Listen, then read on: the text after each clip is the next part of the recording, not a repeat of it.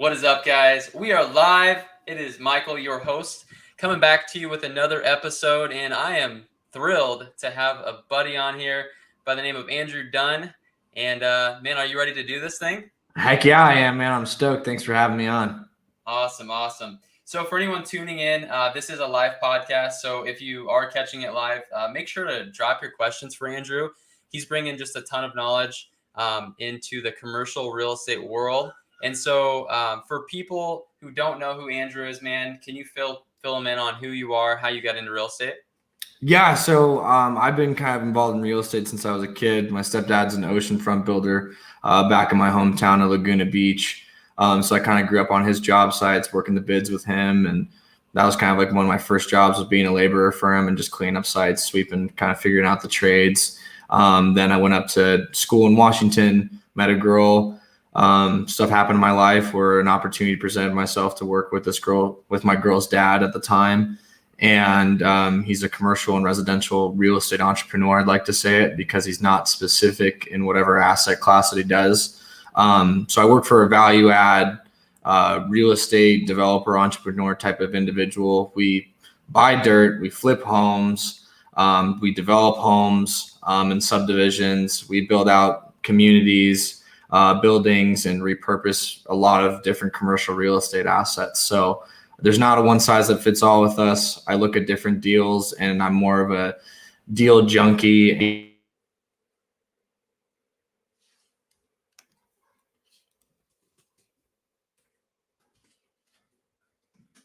I believe we lost you, Andrew. You're muted.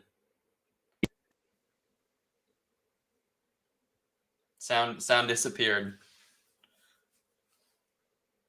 Let's see here. Little technical difficulties.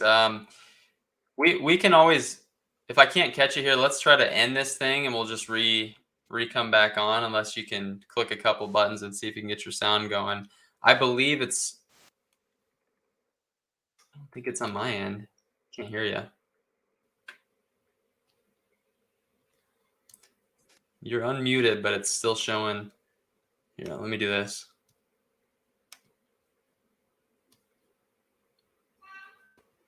Nothing? Super weird.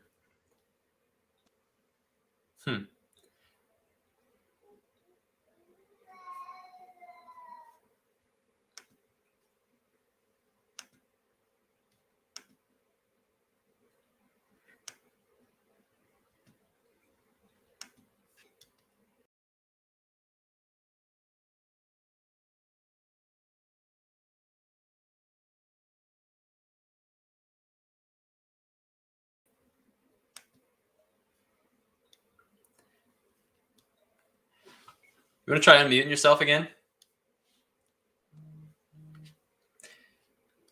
Weird. We were good. We were good on sound. Can you hear me? Interesting. Let's see here. Let me try something.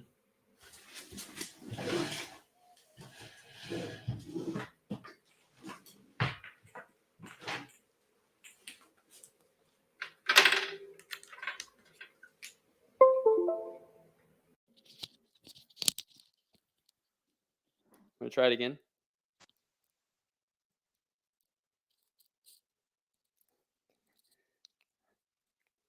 Testing.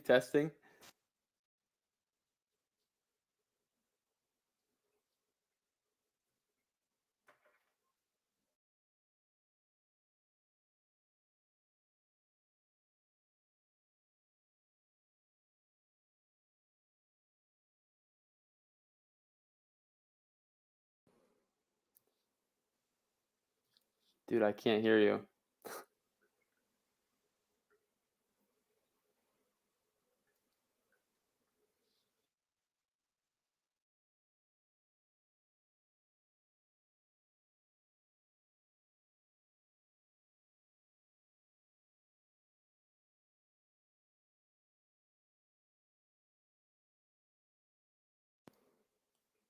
Try it again. Hello? Okay, I got you. Hello? We're back. You got me? Yeah. Can you hear me? Yeah. That was really weird. So, all right, let's try this again. So, let's try this again, man. So I grew up. Yeah. So I'll just start from the beginning. So how I got into real estate is my stepdad, since I've known since I was like single digit years old. He's an oceanfront builder and flipper back out in Laguna Beach where I grew up. And then I went off to college and met a girl, and her dad presented an opportunity to me that I really couldn't refuse down here in Las Vegas. And I call him more of a real estate entrepreneur. We chase yield. I've done home flipping, home development, yield chasing, any type of commercial asset besides but yeah, that's really kind of where I've kind of seen myself fit in this whole real estate world, is I chase yield, and it doesn't really matter the price tag necessarily. It's more what's the deal itself, and that's how we kind of go about it. And there's no real business plan. It's really weird, and contrary to a lot of other real estate companies, it's like, hey, Andrew, what is this?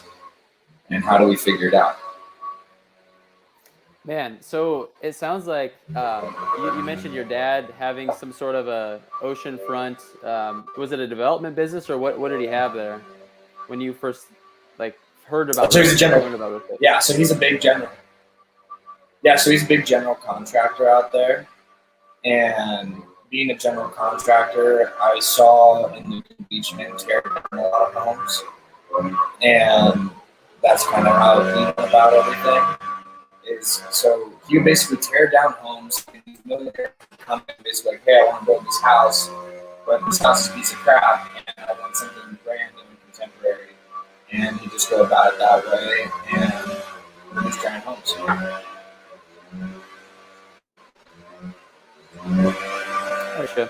Gotcha. Sounds like somebody's doing some work in the background over there. Or is that me? Yeah, hold on 1 second. No, it's totally me. Hold on 1 second. I guess my okay. You're all good, man. I'm gonna tell. This is like hiccup after hiccup. Jesus, man. I love this. Is like my life in a nutshell. Hold on. That's okay.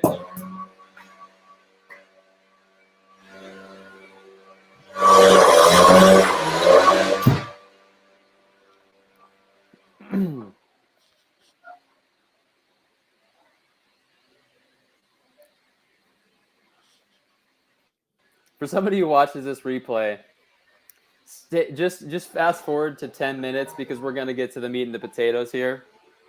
And I promise you, Andrew has a ton of experience that you are not going to want to miss. So hang with us. Wow, that's incredible. That I've never had this many hiccups in a podcast. Dude, it's all good. The reality is we're not perfect. So we're gonna make the most. I just let the listeners know, for the person who is tuning in, drop a comment. Let us know you're here. We're gonna pour on the value here to make up for this. Okay, so we're if you're tuning in, drop where you're coming in from, and also share this out there because I promise you, Andrew will bring the fire. He's got a ton of experience, and so very cool, man. I was just actually in Huntington Beach, which is actually a neighboring to Laguna, I believe.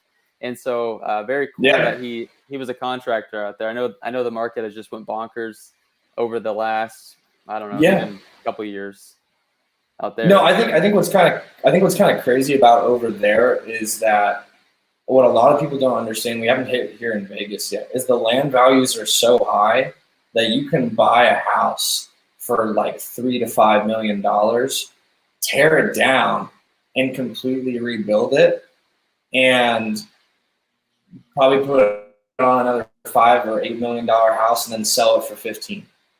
So like that's kind of where the market's out there, which is pretty unbelievable. Yeah, the land value is basically worth more than the homes, and people just really don't care, and they want to build these monstrosities. I think my stepfather's biggest claim to fame is he just finished a project 2 years ago, and he's in his late 60s. He built a 3-story, 25,000 square foot home in Dana Point, and for $48 million. But the land itself was on the ocean, and it was $30 million for like an acre. Wow. So an acre of oceanfront land, $30 million, and then to construct the home was $48 million. So you're talking about almost an $80 million home just before you even assess the value together. And it's just pretty powerful. And just to see him construct that, and these homes take like 4 years to build just because of all the stuff you have to do with the California Coastal Commission, and everything else down there, and just building houses to last through what the salt water and salt air. And a lot of people don't understand that. Yeah. So those numbers I think are going to, obviously for me, or make me like, oh, wow, that's insane. But like for a lot of people listening who might just be in the single family realm, to hear some of these numbers and to think that this is a house we're talking about, I mean, like I can probably buy, I'm not even kidding you when I tell you this, like 50 to 100 units, multifamily, and then some for that price in the Midwest. So to hear those prices on a house, man, I didn't even say you could probably buy 500 of them. Jesus, yeah. You know? And so it's crazy. Yeah. It's hard to even put a number to that, because it's like, it's insane. But I met you, man, and I didn't know you when I met you at a single family flip that we were wholesaling in Vegas. And you were $1,000 short of the high bid on that property. But I was so mad. But I was like, I had no idea that you were like this involved in commercial. I'm like, oh, he's probably just like a flipper, doing some houses here and there. But then I got to know you a little bit better and realized that you're doing some big deals. And it's pretty fun and exciting, because for me, being in this single family space, I had no idea really even what's out there and what's possible when it comes to commercial real estate. So the one question that I would have for you is, for somebody like me who might be listening to this, who's had some success in single family, maybe it's wholesaling, maybe it's flipping, like what would you say is the next step to even start to think on terms of this bigger scale? Is it finding a mentor like you did to then understand the business? Because I know you've just gained a ton of knowledge, obviously, through that. What would you say to somebody like that? I'd say it's either finding a mentor or finding a partner. So finding either, what a lot of people do is they transfer because they have all the connections to wealth, right? And they have all this money from just dealing in properties like yourself, like you have your private lenders, right? My philosophy is, okay, cool. What do you bring to the table? Is it the money to do a deal? Because you have to bring something to the deal. And what I say is you look for, it's called co-GP. So you're a cooperating general partner. So you're looking for an operator to actually run the project and maybe understand their project, but you got to bring money, or you got to bring some level of expertise to get into it that benefits you and them, that they don't have or that they don't want to do. So I'd say look for either a mentor or a cooperating general partner or operator who understand this, and just copy. This isn't, I say this all the time, it's not complex. When you really pull it back, it's quite simple. I think it's artistic, but I would say find the local guy that's the operator, that's the guy that you can really kind of follow, and you're going to have to take it on the chin. And you're not going to make as much money as you will down the road, but you got to get somewhere in the experience. Got you. So for somebody who is in the single family, it's like, I either need to find someone that has the experience to kind of add value to their business in some way, shape, or form, or I have the money to be able to bring to this table, and then I can kind of watch this go through the phases of what it takes to basically do a ground up commercial development. And obviously, yeah, do ground up commercial development. Yeah. And for somebody, I mean, obviously, who has their main moneymaker as a single family, you're going to have to realize, like you said, you are going to take it to the chin for the beginning, because this is not a get rich quick overnight business, like even in single family, but more so, I feel like in development, because especially with the cost of materials. And I know you and I were talking a while back about how crazy low inventory is, and like how it barely even makes sense to build. But are you guys still finding deals like in this type of environment right now? Yeah, I think you are, but you're having to act fast. It took me, I lost on a deal out in Scottsdale, Arizona. It was like an 80,000 foot, $20 million like hybrid office to medical office deal. And it was off market. And I got it through the broker. And we were 1 week too late. Another guy came in, swooped it up, gave the guy his price, exactly what we were going to offer him, and it didn't matter because we were too late. And now I basically got authority from my mentor and boss to write offers up to a certain amount so I don't lose these deals. Like I think last week I submitted an offer. An industrial building came into me. Hey, Andrew, this is falling out of market. It's 75,000 feet. It's in North Las Vegas. I called up 2 leasing brokers. I drove by the building that day, and I wrote an offer for $11 million on it. And I didn't even talk to my boss, talk to my mentor. I just wrote an offer, and everybody was like, "You're quick." And I was like, "Yeah." By the time I got that deal, at the time I got an offer on it, was 4 hours. Because just like in the residential game, as you well know, and I know, it's all about speed to lead. It's all about acting fast and showing and following through. And there's so many people in the commercial space that it's quite ironic. Everybody's like, "Andrew, I got 50 million. Andrew, I got 100 million. Andrew, I'm sitting on X amount of million," but nobody takes you seriously until you show up to the property or until you go into that broker's office, until you show up and really show them like, well, do you really have it? Or are you just full of crap? Because there's so many people that are kind of full of it with these millions, and commercial brokers get tired of it. So it's like, it's ironic. It's kind of weird because you're actually more old school on the commercial than the residential. Like the online transcendence really hasn't hit our market, besides on how we look for deals and the data behind how we get our deals through softwares like CoStar or LoopNet or Crexy, which is like kind of like the MLS of our industry. Got you. So, and that makes perfect sense. Obviously, a lot of people can talk, but when it comes to like, hey, here's the actual deal, like, do you want it or not? It's a matter of making that offer. And I'm sure that doesn't just happen, because somebody thought, hey, I'm just going to send this deal to some random person. It's like, obviously you've developed a name for yourself. You've networked, you've done a great job there. And even Cameron Christensen popped up, don't sleep on Andrew Dunn. He's doing big things. So he's out here in Vegas too. But it goes to show, man, like you're out there, you're doing deals. And I'm sure it doesn't hurt to be working for that guy who has a pretty long going track record out here. But at the end of the day, you are still putting in the work, you're grinding, and that's, people see that. It doesn't go unnoticed. No, I mean, it doesn't. And it was kind of funny. A person that I work with, and I'm not name dropping, it's like out here in Vegas, one of these guys sold a building for a very high per foot, like record breaking per foot for a medical office deal. And I told my buddy, I was like, "Oh yeah, I talked to that guy. He's actually like one of my really good friends. Like we talk 3 to 5 times every day, working deals with each other." And so my buddy reached out to my buddy, and he says, "Well, can you start sending me the deals that you send Andrew?" And he's like, "Well, it's kind of weird. I'm really loyal to Andrew." And he's like, "Well, how fast can I get a response and approval on a deal?" And he's like, "Well, I can get you in about like a week." And my buddy that is loyal to me was like, "Well, Andrew responds same day, max 2 days, he gets me an answer." And so it's like speed, follow through. Like, I'm here to work with you on this stuff, and they see me working through it. Like, if I get a deal, like I've been coming back on a plane, and I'm at the airport, like about to hop on my flight. It's a Friday night, and I'm exhausted from like a week-long like work trip, like trying to tour another market, and I get this deal. I'm like, "Cool, I'll be there tomorrow for a tour. Set it up. I'm there."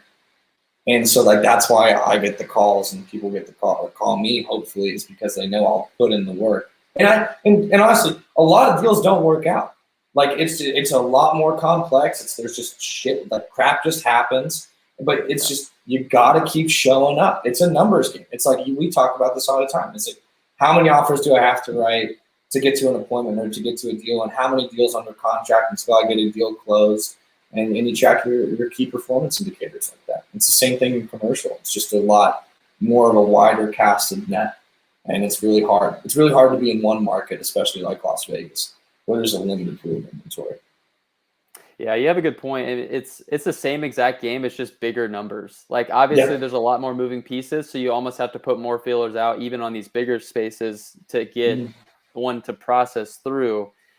But you mentioned Vegas being a competitive market. We've all seen it in the single family space to obviously multifamily game. So what do you guys do to give yourself more opportunities? Is it to be in multiple markets, or how does that look in terms of like what market you guys are in and all that? Yeah, so last year I did my first market expansion up to Reno, Nevada. And so basically I feel as though I know all the big players in town in Las Vegas, or they at least know our group, or they at least know the groups we really work with. So it's like, and I just troll. Like I straight up, because I tell people, I was like, I don't have a specific box. You're going to know when you're going to send me a deal. It's a high pressure distress situation. And I'm just trolling like a shark. And like, that's just all I do. And sometimes, like, you know it, like I could scoop up and write 5 offers in a week, and then I won't write an offer for a month. And that's just kind of how being a shark and trolling around the waters is. And then, so I felt like I tapped out in Las Vegas, and I was like, hey, look, let's go up to Reno. It's another market, same jurisdiction, like same Nevada. Like, let's check it out. Went up to Reno, acquired some dirt, done a couple deals up there in 2019 into modern day. And then I was like, hey, cool, I'm tapped out of Reno and Vegas. Can I do another one? And so like now I'm out in Phoenix. I've been heading out to Phoenix every couple months for the past 4 months now, writing offers, looking at deals out there.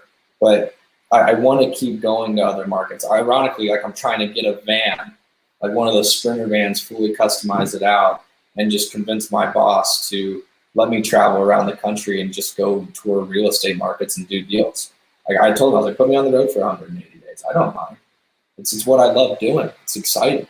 It's really a passion. So and I love it. So, dude, I can totally see it. I love the passion for it. You're like, put me on the road for half a year. I'll go make us a bunch of money. So yeah, dude, it's road showing, man. You got a road show. But it goes back to knowing the market. Like you can't, like even when I was like, I researched Phoenix for a month. I researched it for researched it for 6 months, but then like hardcore for a month when I knew I actually had a trip where I was going to go out there for 5 days. And I was in my car for 10 hours a day for 5 days. And I met with over 30 brokers. I toured like 25 different buildings, met with several lenders, met with several property managers, and I met with also other cooperating general partners if we wanted to partner with them because they knew the market. And maybe we could bring some of our insight and some of our capital to do deals together. And so but what I'm trying to get out on a big picture level is I looked at that market and I was like, okay, cool, here's the map. When I drove that market with several brokers, that map was kind of right, but it wasn't, I wasn't confident. Like I needed to walk it and I needed to drive it. And because I can only look at something so much on an aerial level. And I'm old school. I don't trust what people tell me. I don't trust what property managers tell me, brokers tell me, everybody else tells me. I need to go see it for myself. And is that a negative? Maybe.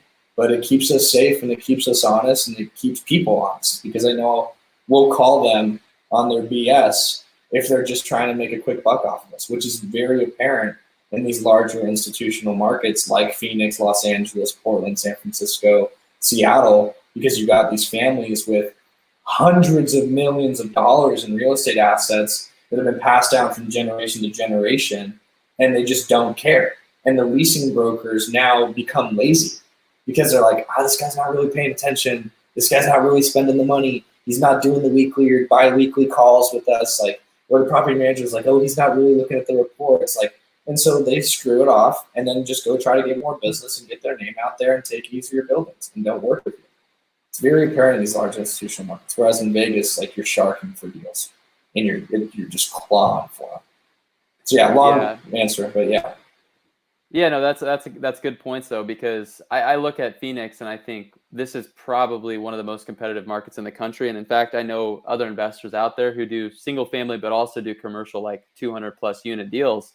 Mm-hmm. And they just talk about how important those relationships are. And that's the first thing you did when you went out there is like introduce yourself to brokers, other people in the business, lenders, all these people.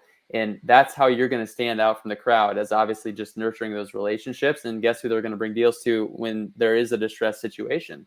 But the question that I have to ask myself, man, or ask you with these big deals is somebody asked me this the other day with single families. Like, do you have, are you afraid at all? Like, do you even have fear? Like in your veins at all, man? Yeah, or 100%. Pretty much just like head down and go? Nope, I have complete fear. I have complete fear even on single family homes. I've made bad decisions. I think when fear hits you when you become deal starved. When you're not locking up deals and you're not seeing the traction, even though you think you're doing everything right, but you're not, you start to wobble on your, not integrity, you start to wobble on your conditions. And you're like, oh, I used to be like 6% entry, let's go 5.5.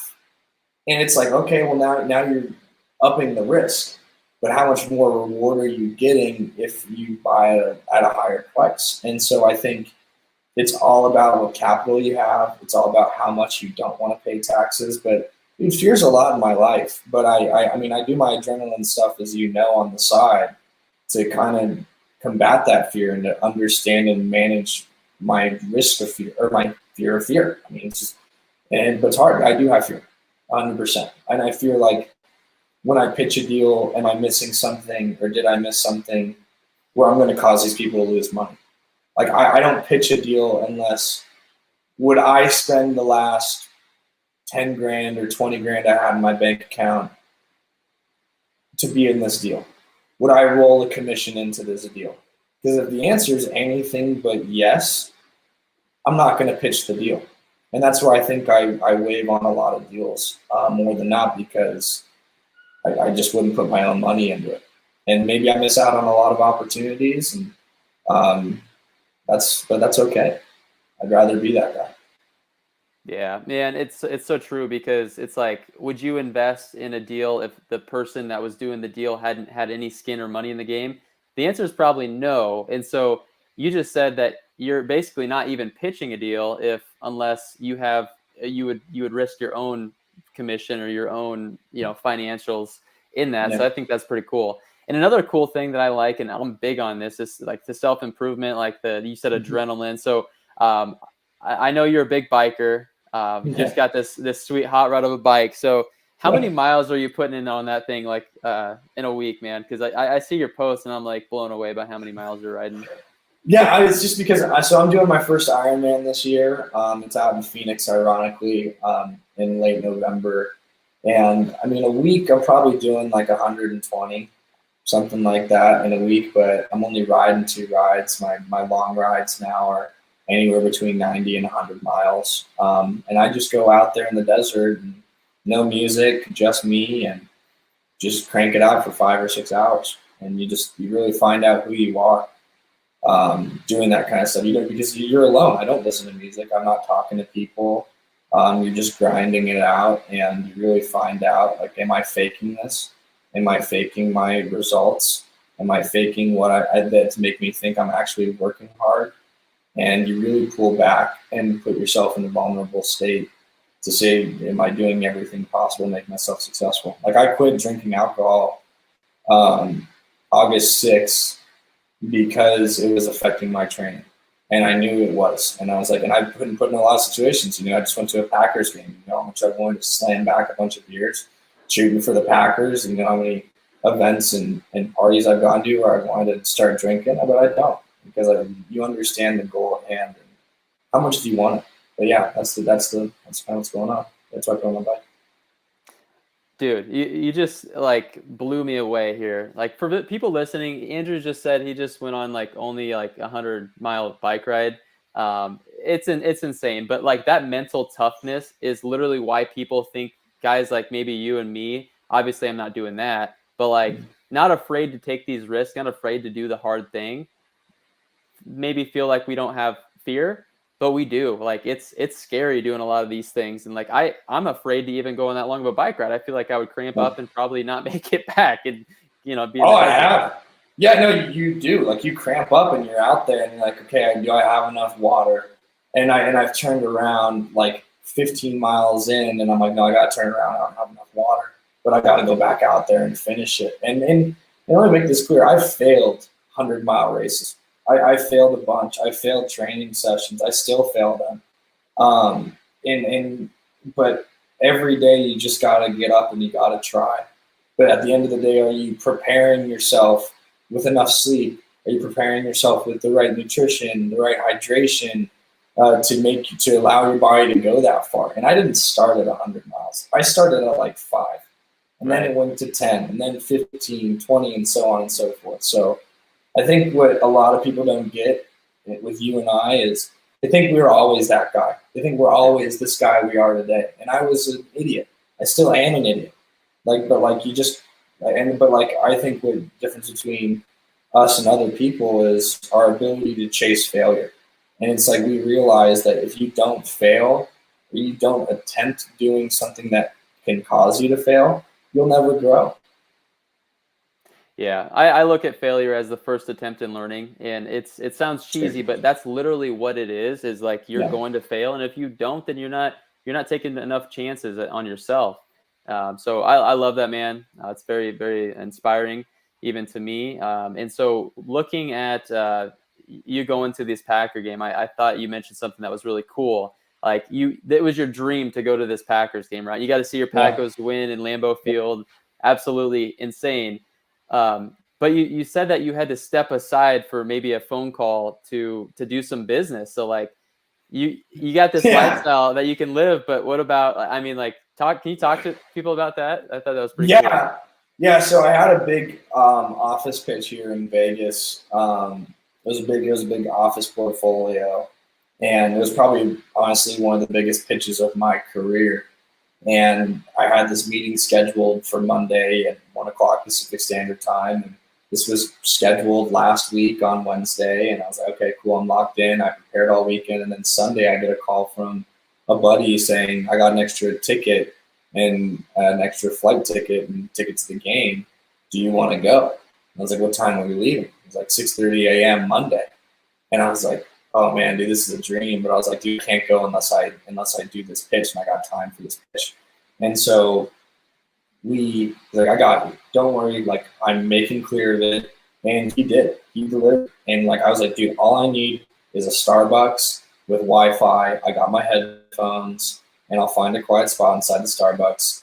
And I just need a Wi-Fi connection. You just got to get me there. Like, give me 10 minutes ahead of time Monday. And so like, we're all in this car. I'm like racing to the clock.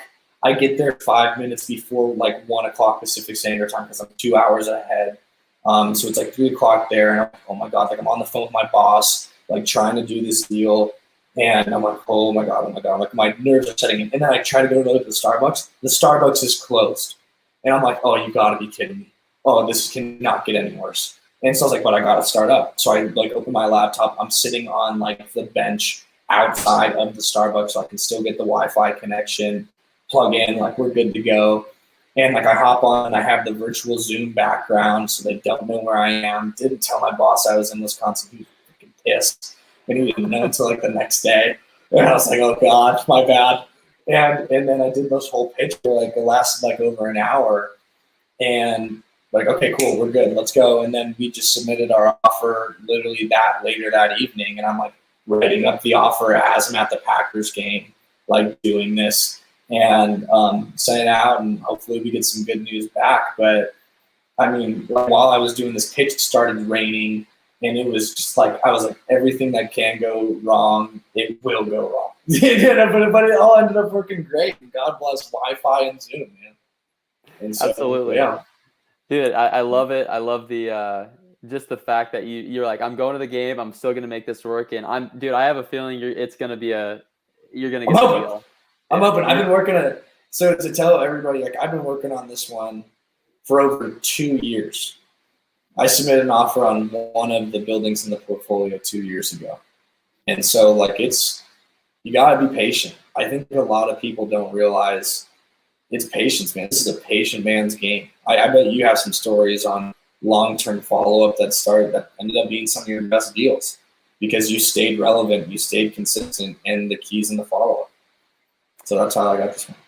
I literally just told a newer investor that who reached out to me asking how our television's going. And I'm like, dude, by you getting the CRM, that's going to change the game because like when you get too many leads going on, you can't remember off the top of your head of like who you need to contact, so on and so forth.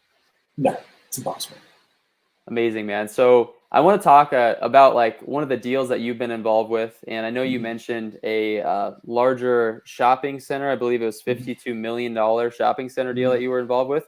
Yeah. Can you like tell us about how you found that deal? Yeah. Like how it all took place? Yeah. So I was involved in this deal. It was when I first came into town. It was found off market through a broker. It was right when I came in. It wasn't really me. I was on the team doing the whole transaction, everything else. The largest transaction I've ever been on, even to date. It's a shopping center in the southwest part of Vegas. It was 250,000 feet. It's anchored with Walmart and Lowe's. We don't own the Walmart and Lowe's, but we own all the 250,000 feet around it. It was bought with trade money when we sold one of our other assets, like ironically down the street. And yeah, basically used our own trade dollars, 1031 exchange for people don't know what I'm referring to by trade dollars, to go and acquire it. But it was an off-market transaction.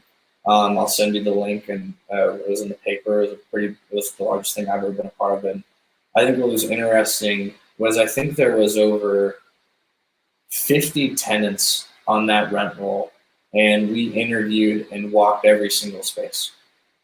Like we had 100 degree, 110 degree heat, middle of the summer, because we closed in October. So like we're doing all our due diligence in August, which in Vegas is like the hottest time. And we're meeting every single one of these tenants, every single one of these spaces. How do you maximize the revenue out of these spaces? We had, what was kind of alarming was, I didn't know this at the time, was I thought when a tenant's in there, like, oh, they're just going to be in there. No, that's not the case at all. We had a 30,000 foot tenant, which is huge for a 250,000 foot shopping center, because most of these tenants are 1,500 feet, 2,500 feet, 5,000. Like very rare on that rent roll do you see a tenant over 5,000 feet. Like there's only like 3 to 5 of them on there. And so there's this 30,000 foot tenant that went bankrupt. And we're like, oh my God. Like a week after we closed the property, the tenant went bankrupt. And so we're like, okay, we're not getting any rent. And like what was ironic was our main leasing guy who's on our team says, this is a high risk scenario. And everybody's like, oh yeah, whatever. I think he's like, I'm telling you guys, this one's going to be high risk. And I learned something from him. And it's just like, you really got to understand your tenant profiles and the underlying business that they do and really understand financials. And so like we looked at every single financial profile of of these 50 plus tenants, and you just got to get in it. Like that's a deal where you have to do the work. There's no hiding behind it. It's grunt work. You do it. But what's crazy to me is I'm 20. I was like 23 at the time or 22. I just got out of school, and these guys are in their 50s and 60s doing work that I do as a younger associate type of individual. And I was like, that's why they're successful.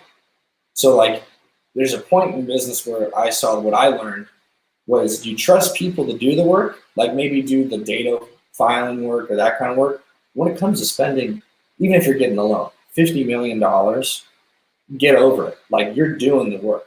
Like, and the people who really have made it, they look at every single one of those things. Whereas I've seen with REITs and people who borrow a lot of money, and it's not family office money, they don't do this much deal work because they, again, going back to your point of skin in the game and having the risk, they don't care. So what I learned from that, you got to do the work, interview every 10 profile, trust your gut, and plan for the worst. If you think it can happen in real estate, 9 out of 10 times it's going to happen. So why wouldn't I have a plan for that to fail out? Luckily, not luckily, that space was vacant for almost a year.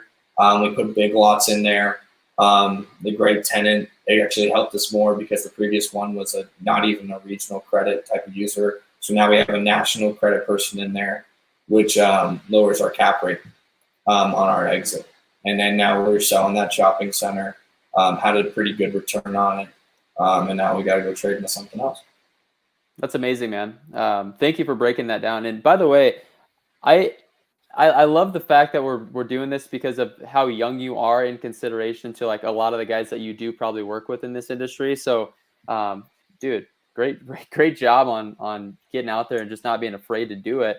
But also too, I had a couple questions on that deal. You mentioned something about the tenants and like how certain types of tenants are obviously maybe a little bit better and more stable than maybe somebody else. And so like, what do you guys typically look for on a big office space like that for tenants? Like who is your like A+ tenant that you would want on every single space if you could have them? And I know that might be. No, I can tell you, but for the shopping center, for the office deals I look at, because it's two very different things. Yeah. How about on the shopping center? Okay. On the shopping center, it's all about credit. And so there's a term that's thrown around where it's like Fortune 500 credit, where it's like Amazon credit. If you have Amazon credit, you're going to really drive down your cap rate. And so what I mean by driving down cap rates is if I say I have a regional credit, where it means like they're Nevada, Arizona, Southern California, Utah, they're Southwest credit. That's like this. That's the size of the company. I might get a 7 cap on that. Just for like if that tenant was in a single building and I sold it, I get a 7 cap. All right, cool. Now let's throw up to a Panda Express or a Chipotle, like national companies, thousands of chains, almost international. I'll get like a 5 cap for it, like strong financial backing. The risk of default is almost 0, and that's what it is. So cap rate and relativity to credit, tenancy credit, is that's all it is. It's all because when people buy these types of assets, they're looking traditionally for the security of payment, and like it's just coupon clipping for them. That's all they're doing. They're just trying to coupon clip. So when I look at it, I look at what's their operation like, what are their financials like, how much money do they have in the bank, what's their business model. Like I'm almost like I'm trying to understand, would I invest in this business? Would I put my own money in this business? And that's how we secure our position. And like understanding like somebody like T-Mobile isn't going out of business. Panda Express isn't going out of business. Starbucks isn't going out of business. Bank of America is not going out of business. And ironic, IHOP, El Pollo Loco, Taco Bell, like all these different ones. But then you have companies like Pier 1 Imports, a furniture company. Like, I mean, dude, like a brick and mortar furniture company, like that's kind of rare with all the online stuff going on. So they were higher risk on our profile. Yes, they were national and they did have credit, but they were also closing stores and vacating stores across the country. So like that was a risk to us, and we knew that space was going to go vacant, and it did go vacant just several months after we closed. So it's like you got to look at each individual and their business model like you're going to be an investor in the business, and where are they going to be in 5 years? Like what's their scope of work, and do they have enough money to get there? And also what type of lease, like do they have a corporate guarantee on the lease? Is it a personal guarantee? That's another thing a lot of people don't get, as you know this when you do your loans for your flips and other stuff, is you're signing those loans over yourself. Or maybe you're doing it through your LLC. I don't know how you do that. Everybody does it differently. It's not the point. What I'm trying to get at is my corporation on the hook, or is it Andrew Dunn on the hook? Because Andrew Dunn on the hook doesn't mean squat to me. I want that corporation on the hook, because they're going to be obligated to that lease even if they vacate it. And that's when you see a lease turn into a sublease, and the tenant try to lease out their space to not have to obligate on their contract, because they're still paying that space. Doesn't matter, because I mean we do it all the time. We don't care. Yeah, because these aren't short-term leases we're talking about, right? Like these are typically longer-term leases, right? How long is common in commercial world for a lease? I think so. One, it depends on the market and product type, but I think like size of the space. But I think you're really seeing 5-year deals. I think you're seeing a 5-year deal being done on a lease. For some of these smaller tenants, you'll see a 3-year deal, but you're not seeing anything less than 3 years. You're seeing more 5 years, and each year you have like annual rent increases to combat inflation. Like right now, like a year or two ago, before the Fed printed all this money, I was like, we're doing 2.5% to 3% annual increases on their leases. Now I'm like, dude, if it doesn't have a 4% increase, like I don't know what we're doing. Because like, I mean, like inflation is 5%, 4%. So the value, so then that's how you get below market rents, is because you have this rent roll that didn't catch up with inflation or didn't catch up with the market because they've had these long-term leases. And now you got to bring those rents up to the market. And that's a value add perspective to a lot of end users, is being able to do that. Got you. Yeah. And so when we see this market appreciate like it has, and you're locked into this 5-year lease, like your tenants, you know, you're under rented. Is there anything you can even do about that? Or is it basically like, hey, they locked into this rent price. It is what it is. We just got to like, kind of like obviously a person in a house who rents, they get until the end of the lease. Yeah, so you get until the end of the lease, but what you will so say like on some of these larger spaces, like over 10,000 feet, or this like it's a title company that wants to be there. Like I'm doing a lease with Chicago Title right now in one of our buildings, and they've been there for over 10 years and have had several renewals throughout that term. We're like, all right, cool, we're bringing you up to market. Your lease is expiring. I think we're going to probably do a 5-year deal with them or a 7-year deal. Let's just say, for example's sake, we're going to do a 5-year deal with them. Instead of just doing a 5-year deal with them, I'll do a 5-year deal with a 5-year renewal option. But that term of the option is either your rent's being brought up to market or it's going to remain on the same annual increase. And it's going to be the greater thereof. The greater thereof, which either of those rents, if the market is above that is, or if it's a 4% annual increase on that 5th year rental rate, whatever the greater thereto of, and that's the renewal. But what's funny is lenders, when looking to acquire these buildings and they see the options, they don't count that as a part of the lease because they automatically underwrite that they probably aren't going to renew, and that doesn't count. And so it doesn't influence it. Because when people buy buildings, when you sell them for the lowest cap rate, which translates to the highest price per square foot, you want the highest rent possible, the most secure tenancy mix possible, and you want the longest term possible. Because the longer the term, the less money you have to spend renewing those leases, spending the paint and carpet, spending money on the signage, spending money on all these different things that would require a tenant to kind of still be there. So you always got to pay people money. Absolutely. Awesome, man. Well, thank you for explaining that. Answer my questions. If anybody else has any questions for Andrew, make sure to drop them in here before we hop off here today. But man, I really appreciate your time, man, coming on, sharing all this knowledge. I've learned a lot in just, the conversation we've had here. Obviously, we're at a crazy time in the market. The interest rates are at an all-time low. The Fed is still printing money. What do you see, like, and this is obviously nobody has a crystal ball, but like, what do you see like happening in the next like year or two, or like, what's your strategy, obviously, with where we're at in the cycle? And who knows if it's if we're at the top or not, if it keeps going, but like, just out of curiosity, what's your take on everything we're seeing right now? So just so I understand you correctly, you're like, what's my take on the market in the future? Yeah. Is that yep. right? Okay. And I guess I had 2 questions, like, what's your take on the market, the future, and then also how are you guys changing, or what are you guys doing to accommodate where we're at in the cycle? Like, are you changing anything, so on and so forth? Yeah, so we completely, just to say our philosophy in the market, I was looking at development deals. I have told my boss and everybody, I'm not looking at another development deal.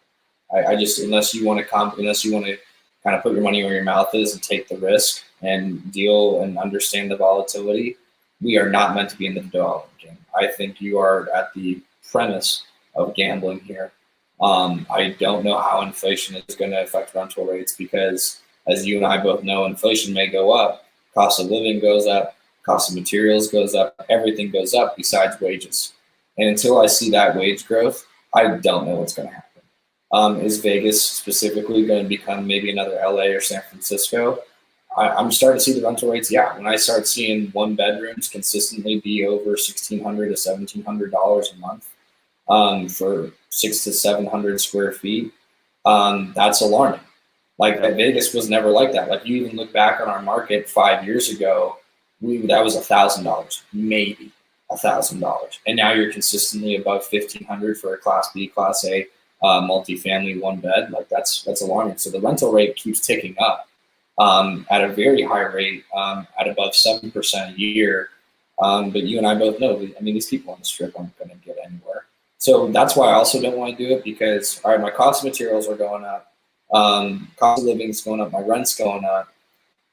So everything's going up, but you can't forecast that. You're now speculating. So what I'm seeing in the market for developers is you're speculating on growth to fit your construction budget. And so far, the people who have gambled, they've gambled successfully. for our investment firm and everything like that, we are not going to be those gamblers. I look at what the rents are today, and that's it. That's how I underwrite. I'm not going to do like, the market's going to compress and the rents are going to go up 10% in a year. But no, I'm going to underwrite where the rents today, and I assume that they're going to increase 3 to 4% every year. If they increase more, great. If not, like good, I'm fine. So our investment strategy is we aren't really looking at development deals anymore. I still look at land to assess it as a development or a good property. I think inherently you have more money chasing real estate than ever. Historically, like it's not even close. Like last year, like let's just say, for example's sake, there was $2.6 billion chasing deals. Well, now there's 10 billion. So there's almost 4 times the amount of money chasing real estate deals. You now have institutional investors chasing single family housing. You now have institutional investors chasing every single type of commercial real estate asset more than ever. I think you're just going to see a really challenging time in regards to deal flow for commercial assets. And I think you have to be very cautious because of interest rate risk, because when interest rates goes up, prices go down because you have less buying power. So I think you have to be worried by that. And I think everybody's living in a false reality of la la land and rates are going to stay down forever. Will they? Nobody knows. Like you said, nobody has a crystal ball. So our investment strategy is no more development deals. I'm trying just to buy by the pound. Does the deal make sense today? Does it make sense today? And then that's how it is. And I'm going to, after Phoenix, my market's probably Salt Lake. After Salt Lake, it's probably Boise, Idaho. After Boise, I'm probably going to make my way over to Denver. After Denver, I'm going to make my way over to Albuquerque. After Albuquerque, I might make my way over to Texas. And hopefully by that time, California has collapsed and I can start buying deals out there. But that's kind of our investment philosophy. We don't have, we have to spend money by X, I think because of the capital gains rate or groups willing to pay taxes. Fortunately, it's what we want to do. Heck no. But do we want to buy crappy deals? Nope. We'd rather hold on to the cash. So yeah, man, I'm very bullish on this market because I think what 2008 did that a lot of people don't understand, and we're really starting to see it in single family homes, is we're underbuilt. We didn't build for a lot of years, and now it's finally starting to catch up to us. And people can't afford homes. Prices are going basically parabolic and straight vertically. It's not linear. It's not consistent growth. It's just fucking up. And it's scary. We're short. We're undersupplied. There's supply chain issues. So it's only going to make real estate more valuable. It's only going to cause prices to increase further because of it. And I could keep going into it, but I think I definitely stated my case that where I'm bullish. You got to pivot. You got to be adaptable. And I wouldn't bank on one asset class. I'd bank on several and find partners in several so that you aren't just chasing deals and aren't just chasing one market. Simple as that. You can't just stay in one market, in my opinion. Yeah, man. I love it. I love the vision. I love the knowledge. Thank you so much for sharing all that. It's making data-based decisions. You're not banking on the what ifs, like, oh, this is, if it keeps going, then we'll be okay. But I would agree. I've had a lot of, being in a mastermind group, a lot of like big development opportunities, like restaurants and all these big businesses that require a ton of capital and from the ground up development brought to me recently. And like, as exciting as those opportunities sound, like I'm just not in a place in my career to really like want to take that big of a gamble, like knowing that there's just so much like inflation going on. And so I'm just gonna kind of stay in my lane for now. But if I find a cool deal, I'll certainly be hitting you up on it. That's for sure. Better. Yeah, man. Yeah. 100%. I love looking at deals. I mean, I was just looking at gold and lithium rights up in central Nevada. So like I said, I'm a deal junkie. So we'll figure it out. I want to hear more about that later. But no, that's awesome, dude. So Andrew, I appreciate you coming on here, man. It's been awesome. Now that we've made it through the the sound issue and the blower in the background, we got the viewers some good value here. But where can people like connect with you, man, and learn more about you if somebody hears this and wants to get in your world? Yeah, so I kind of created this Instagram and TikTok personality just to kind of hide my depression in regards to not doing deals and finding humor and just getting totally rejected. It's called at the Value Add Guy. Follow me on Twitter, Instagram, TikTok. I'll be coming out with a website or hit up my email, which I'll have Mike do at Andrew at WGGroupLLC.com. That's the development company I work for. And that's really kind of where I'm about. So hit me up, hit me a message. I love talking real estate. I'm happy to work with newbies or veterans. I just love talking about this stuff because you guys all bring a different perspective that I could benefit from. So thanks. Beautiful, man. Beautiful. Well, thanks again, Andrew. Have an awesome day, man. And appreciate it again for coming on here. Awesome. Thanks, Mike. Really appreciate it.